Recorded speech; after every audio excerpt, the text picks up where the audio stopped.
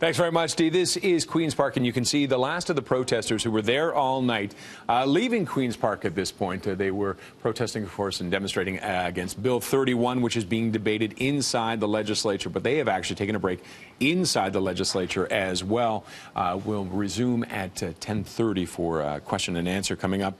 Joining us now is Kim Wright, the VP of Municipal Public Affairs for Hill and Knowlton Strategies. Not much going on. No, easy peasy. What did you do last night? Not much. I went to bed and they had a meeting at Queen's Park. Little democracy. Have you ever heard of that, first of all, that calling a meeting at midnight? Well, the last time we did real midnight sittings at Queen's Park was actually the megacity debate. So I think there's some serendipity to some of this, I guess, that we're back to having conversations about local democracy and local democracy decisions being forced on municipalities. What did you think of his speech in the legislature, the Premier? I think he has not really shown why there is an importance to do this at this time in this way.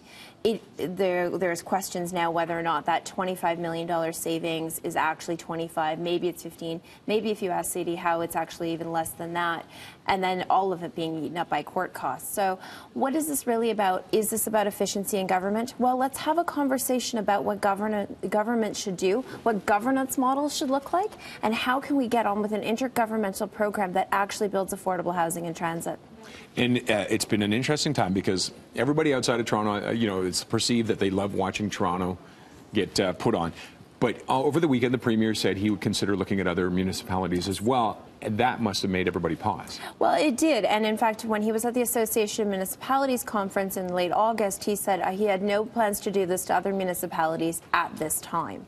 What does that look like? What does that look like for communities like Windsor that have 2 MPPs? Is that the new gold standard? What does it look like for regional governments? And how do we really move forward in an efficient conversation about government?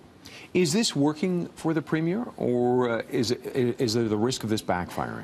Well, I think it will work for him today. What does that look like in the court of public opinion over the course of 4 years? When else will he use the notwithstanding clause? He's talked about not being shy about using it once you open Pandora's box, so to speak. So I think that's a concern for him. He's actually heading down to the ploughing match in my home community of Chatham-Kent later today, so we'll see how this plays in rural Ontario. But I can tell you people are concerned about what does this mean and what else is he going to get involved in. That frankly, we want to get on with efficiencies of provincial government, not creatures of the province. And will other provinces be looking at this thinking, are we going to suddenly see the notwithstanding clause just explode and everybody's going to start using it? Willy-nilly. I don't know that we'll see an explosion of the notwithstanding clause, but what we saw last week was the Big City Mayors Caucus, which is the 20 largest municipalities across Canada, put out a statement saying this is not the way we have these conversations.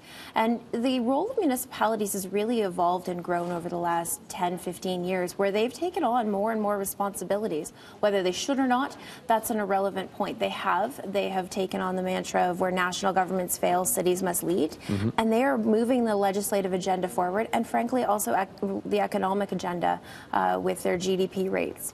It could start a conversation about more power for the municipalities and actually backfire. Kim, thank you very much for coming in. I know we'll be talking to you lots over the next little while.